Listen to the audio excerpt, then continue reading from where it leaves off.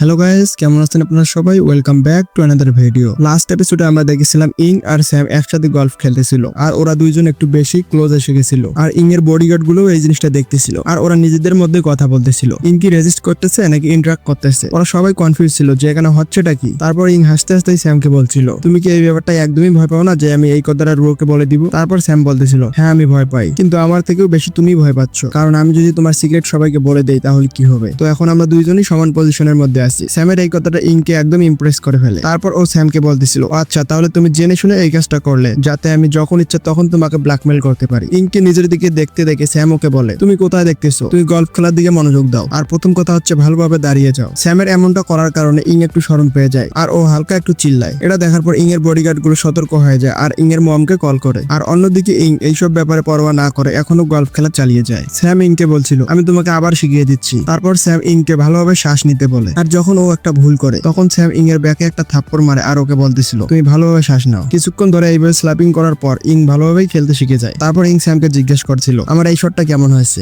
Sam ইংকে বলতেছিল, তুমি অনেক ভালো করেছো, কিন্তু আমি এখন আর তোমাকে আর শিখাতে পারবো না। ইং স্যামকে জিজ্ঞেস করতেছিল, কেন তুমি আমাকে শিখাতে পারবে না কেন? তারপর স্যাম ইংকে বলতেছিল, এতক্ষণ পর্যন্ত মনে হয় তোমার মম জেনে গেছে এই ব্যাপারে আর আমাকে ধরার জন্য লোকও মনে হয় পাঠিয়ে দিয়েছে এতক্ষণে। ইং এর বডিগার্ড গুলো ইংকে স্যামের সাথে যখন খেলতে দেখছিল তখন ইং এর মমকে ওরা সবকিছুই বলে দেয় যে কিভাবে ইং স্যামের সাথে হেসে হেসে কথা বলতেছে আর ওর সাথে গলফ খেলতেছে। ওই বডিগার্ড গুলো ওইখানে হওয়া সবকিছুই বলে দেয় ওর মমকে। এই জিনিসটা শোনার পর ইং এর মম অনেক রেগে যায় আর ও বলতেছিল, আমি এখনই ওখানে আসতেছি, ততক্ষণ পর্যন্ত তোমরা ওই ছেলেকে যেতে দিবে না। ইং এর মমের কথা শোনার পর বডিগার্ড গুলো বলতেছিল, আচ্ছা ঠিক আছে ম্যাডাম, আপনি যেমনটা বলবেন তেমনটাই হবে, আমরা এখনো পর্যন্ত ওদের উপর নজর রাখতেছি। অন্যদিকে ইং আর স্যাম কথা বলতেছিল। ইং স্যামকে বলতেছিল, আমার মম তো এখানে আসতে চলেছে, তাহলে আমাদের কি করা উচিত? এটা শোনার পর স্যাম হাসতে হাসতেই বলতেছিল, কেননা আমরা এখান থেকে পালিয়ে যাই আর এই ব্যাপারে আমরা পরে কথা বলবো। তুমি কি আমার সাথে পালাতে চাও? স্যামের কথা শোনার পর ইং একটু ভাবতে শুরু করে। তখন স্যাম ওকে বলতেছিল, তুমি কি তোমার পুরো লাইফটা এইভাবে কাটাতে চাও? ইং এই কথাটার উত্তর একদমই দিতে পারে না আর তখনই স্যাম ওর হাতটা ধরে ফেলে আর ওখান থেকে পালিয়ে যায়। আর দৌড়াতে দৌড়াতেই স্যাম বলতেছিল, এই ব্যাপারে তোমাকে একদম ভালো লাগবে না, চলো আমরা পালিয়ে যাই। তারপর স্যাম ইংকে নিয়ে ওর গাড়ির দিকে দৌড়াতে শুরু করে আর এটা দেখার পর ওর বডিগার্ড গুলো ওদের পিছু নিতে শুরু করে, কিন্তু ইং আর স্যাম সময় মতো ওদের গাড়ির মধ্যে পৌঁছে যায়। ইং এর গার্ড গুলো অনেক হাঁপিয়ে গেছিল, কিন্তু স্যাম যেহেতু দৌড়ানোতেও এক্সপার্ট ছিল এই জন্য ও ইংকে নিয়ে তাড়াতাড়ি গাড়িতে উঠে যায় আর ও ওইখান থেকে পালিয়ে যায়। এটা দেখার পর ইং এর বডিগার্ড গুলো ওর মমকে কল করে দেয় আর ওরা বলতেছিল ইং ওই ছেলেটার সাথে পালিয়ে গেছে। এটা শোনার পর তো ইং এর মম একদম শক হয়ে গেছিল। অন্যদিকে স্যাম ওইখান থেকে অনেক স্পিডে গাড়িকে নিয়ে আসে। স্যাম ইংকে জিজ্ঞেস করতেছিল, তুমি কি ভয় পাচ্ছ?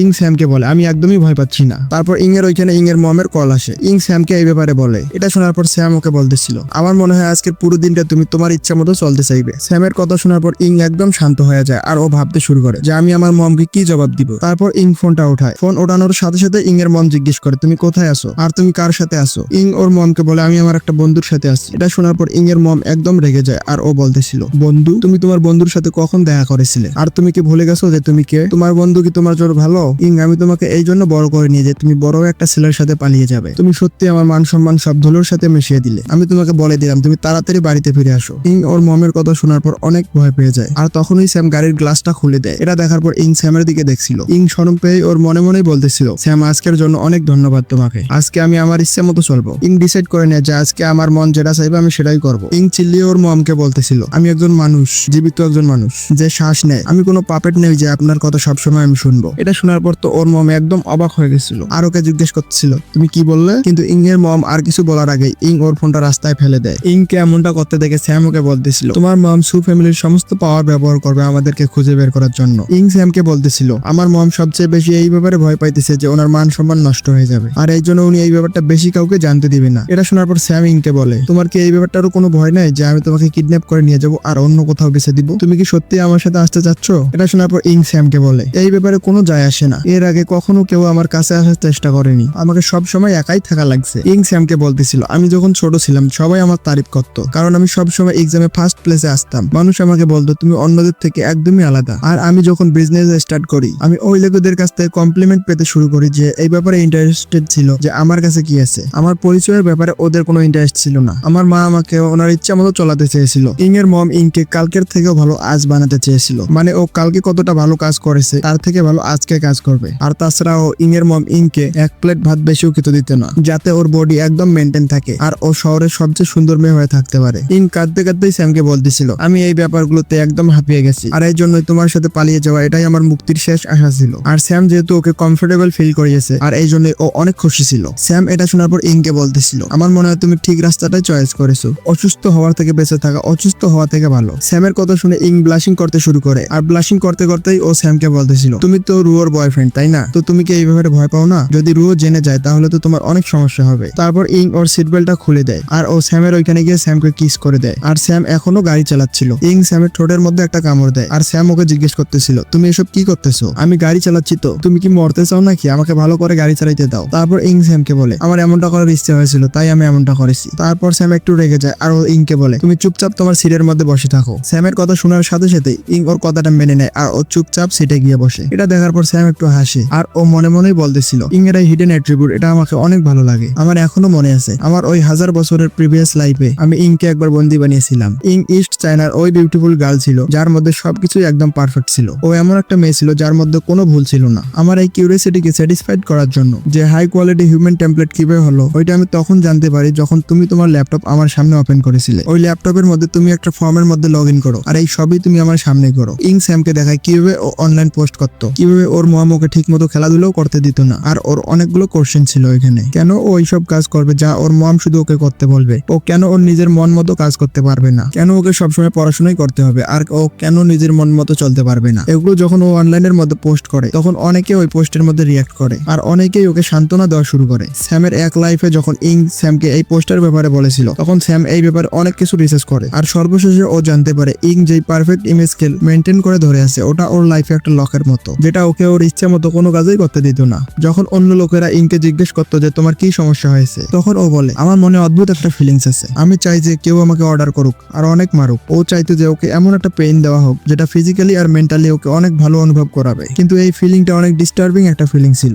আর স্যাম যেহেতু ইং এর সব পোস্ট পড়ে নিয়েছিল ওর আগের লাইফে, তাই ইং এর ব্যাপারে স্যাম সবকিছুই জানতো। ইং এর এই পোস্ট গুলো ইং এর শুধু চেঞ্জকে দেখায় না, ওর বডির মধ্যে একটা মাস্ককেও দেখায় যে ও কিভাবে ওর মায়ের ইশারায় চলে আর ওর মায়ের বলা সব কাজই করে। স্যামের ইং এর এই অ্যাট্রিবিউট অনেক ইন্টারেস্টিং লাগে। যদিও স্যাম ওর আগের লাইফে ইং এর এই দুর্বলতার সুযোগ নেয়নি, কিন্তু এই লাইফে ও না চাইতে ওকে দুর্বলতার সুযোগ নেওয়া লাগছে ইং এর। তারপর স্যাম ইংকে বলে, তুমি ভালো করে বসো। তারপর ইং স্যামকে বলে, আমরা কোথায় যাচ্ছি? তারপর স্যাম ইংকে বলে, তুমি যেখানে যেতে চাও আমরা ওইখানেই যাবো। তারপর ইং ওকে বলে, তাহলে সোজা তোমার বাসায় চলো। এটা শোনার পর স্যাম ওকে বলে, আচ্ছা ঠিক আছে। তারপর 4 ঘন্টা পর দেখানো হয় আমাদের ইং আর স্যাম একসাথেই শুয়ে আছে। আর এটা দেখার পর তোমরা হয়তো বা বুঝেই গেছো যে এই 4 ঘন্টায় কি হয়েছে। ওইখানেই স্যামের ফোন বাজতেছিল। স্যাম ফোনটা ওঠায় আর ও জিজ্ঞেস করতেছিল, ওরা কি তোমার ঘরেও এসেছিল?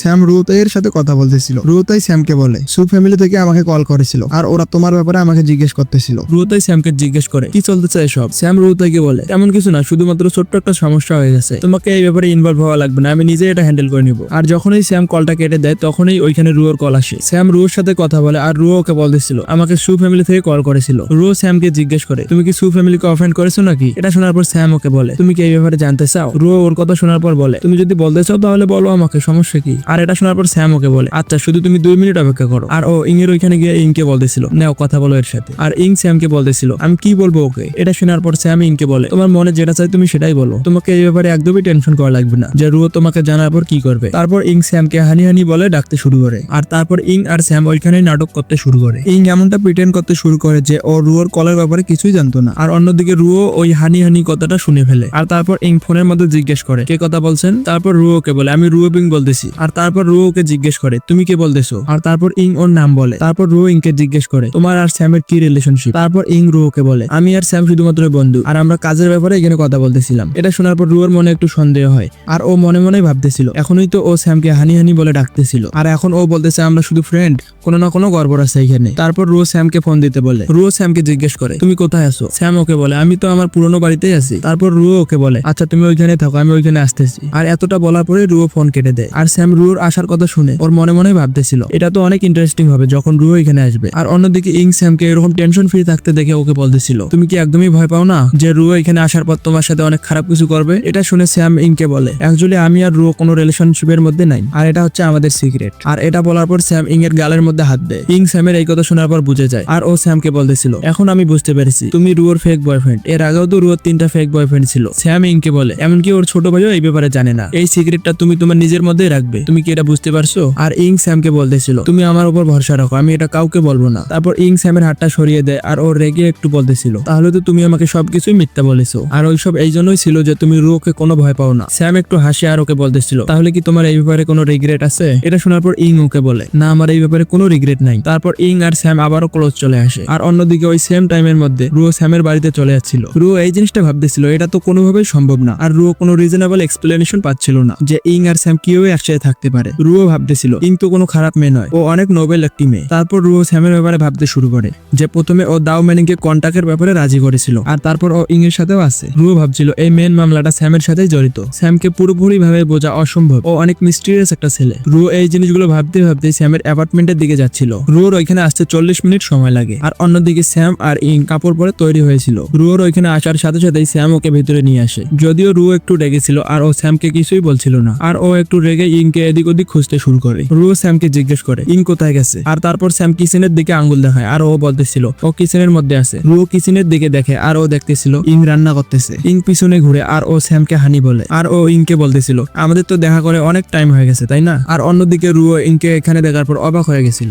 রুও ইংকে বলে সত্যি আমাদের দেখা করে অনেক টাইম হয়ে গেছে। রুও ইংকে দেখার পর মনে মনেই ভাবতেছিল এটা কি সত্যি ইং, আমার তো কোনোভাবেই বিশ্বাস হচ্ছে না। আর রুও এই জন্যই অবাক ছিল যে ইং স্যামের জন্য খাবার বানাচ্ছে। ইং রান্না করতে করতেই স্যামকে বলতেছিল ততক্ষণ পর্যন্ত তোমরা কথা বলো, স্যুপ এখনো হতে দেরি আছে। এইসব হতে দেখে রুও একটু কনফিউজ ছিল, আর ও স্যামের হাত ধরে ওকে জিজ্ঞেস করতেছিল এখানে কি হচ্ছে এসব। স্যাম রুকে বলতেছিল এখানে খারাপ কিছুই হচ্ছে না। স্যাম রুকে একটু ম্যানিপুলেট করে আর ওকে বলতেছিল ইং আমার ওমেন। এটা শোনার পর রুও একটু অবাক হয়ে যায়, আর ও স্যামকে বলতেছিল তোমার ওমেন? ইং তোমার ওমেন কখন হলো, আর এটা কিভাবে হলো? এটা শোনার পর স্যাম ওকে বলে এই সবই হয়েছে আজকে। এটা শোনার পর রু অবাক হয়ে যায়, আর ও বলতেছিল আজকেই হয়েছে? তোমরা দুজনকে আগে থেকে একজন আরেকজনকে চিনতে? স্যাম রুকে বলে না এমন কিছু না। তারপর রু স্যামকে জিজ্ঞেস করে তাহলে এগুলো কিভাবে হলো? স্যাম রুর এই প্রশ্নের উত্তর দেওয়ার আগে ইং পিছনে ঘুরে আর ওকে বলতেছিল আর কিছুক্ষণের মধ্যে রান্না হয়ে যাবে। ইংকে এতটা তাড়াতাড়ি রিয়াক্ট করতে দেখে রু অবাক হয়ে গেছিল। তারপর ইং স্যামকে একটু রান্নাটা দেখতে বলে, কারণ ওর বাথরুম এসেছিল তাই ও বাথরুমে যাচ্ছিল। তারপর স্যাম রান্না দেখার জন্য কিচেনে চলে যায়, আর অন্যদিকে ইং যাওয়ার সময় রুকে বলতেছিল আপনাকে দাঁড়িয়ে থাকার এখানে কোনো প্রয়োজন নেই, আপনি টেবিলে গিয়ে বসুন, রান্না কিছুক্ষণের মধ্যেই হয়ে যাবে। রুর তো একদম মাথা ঘুরে গেছিল, ও কিছুই বুঝতে পারতেছিল না যে এখানে কি হচ্ছে।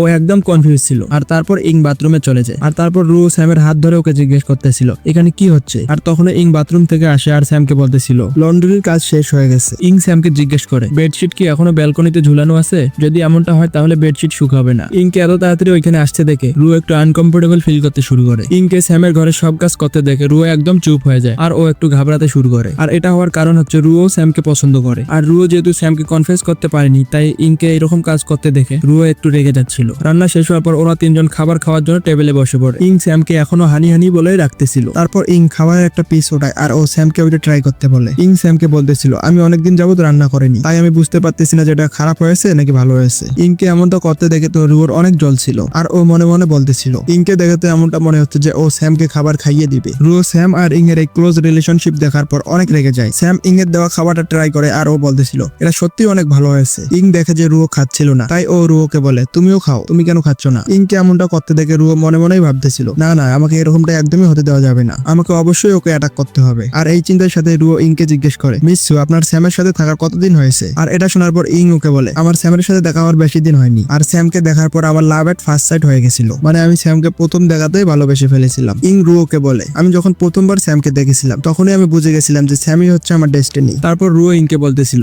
এটা কোনো অবাক হওয়ার বিষয় নয় যে তুমি প্রথম দেখাতেই কাউকে ভালোবেসে ফেলবে, কিন্তু তোমার ব্যাকগ্রাউন্ডের সাথে এই ব্যাপারটা করা তো একদমই অসম্ভব। ইং এর ফ্যামিলি ব্যাকগ্রাউন্ড অনেক হাই ছিল, আর ইং স্যামের সাথে লাভ এট ফার্স্ট সাইট হওয়া এটা তো অনেক মাথা নষ্ট করা ব্যাপার। রুও এই জিনিসটা মনে মনেই ভাবতেছিল যে এখানে কোনো না কোনো গড়বড় আছে। ওদের মধ্যে এইসব কথাই চলতেছিল। তখনই ইং রুওকে বলে মিসলি স্যাম আমাকে বলেছিল যে আপনারা দুইজন রিয়েল কাপল নন তাই না? রুও এই জিনিসটা শোনার পর অবাক হয়ে যায়, আর ও স্যামের দিকে দেখছিল। রুওর এই রিয়াকশন দেখার পর ইং ওকে বলতেছিল আপনাকে এই ব্যাপারে কোনো টেনশন করা লাগবে না, আমি এটা কাউকে বলবো না, কিন্তু এর পরিবর্তে আপনি আমাদের এই ভালোবাসাটাও সিক্রেট রাখবেন, আর বাইরের কাউকে এই ব্যাপারে জানতে দিবেন না। আপনারা দুজন কাপল রিলেশনশিপ রাখতে পারবেন, আপনাদের যদি পাবলিকের মধ্যে অনেক ক্লোজ রিলেশনশিপ রাখতে হয় তাও রাখতে পারবেন, আমার এই ব্যাপারে কোনো সমস্যা নেই। রুওকে নিজের দিকে দেখতে দেখে স্যাম ওকে জিজ্ঞেস করে তুমি আমার দিকে দেখতেছো কেন? তারপর ইং জেনে শুনে স্যামকে আরো বেশি সি ফুড খেতে দেয়, আর তারপর ও স্যামের আরো ক্লোজ চলে আসে আর ও স্যামের কাঁধে মাথা রাখে। ইং এই জিনিসটা করে রুওকে এইটা দেখাচ্ছিল যে স্যাম আর ও একদম রিয়েল কাপল, আর স্যাম শুধু ওর। আর এই জিনিসটা করাতে ইং বুঝতে পেরে যায় যে ইং ওকে প্রভাব করতেছিল। রুওর রাগ হওয়ার সীমা একদম পার হয়ে গেছিল, আর তারপর ও রাগের মাথায় একটা সি ফুড ওঠায় আর ওটাকে স্লো উপরের খোসাটা ফেলে দেয় আর তারপর ওটা স্যামকেও খাইয়ে দেয়। এটা দেখে স্যাম অবাক হয়ে গেছিল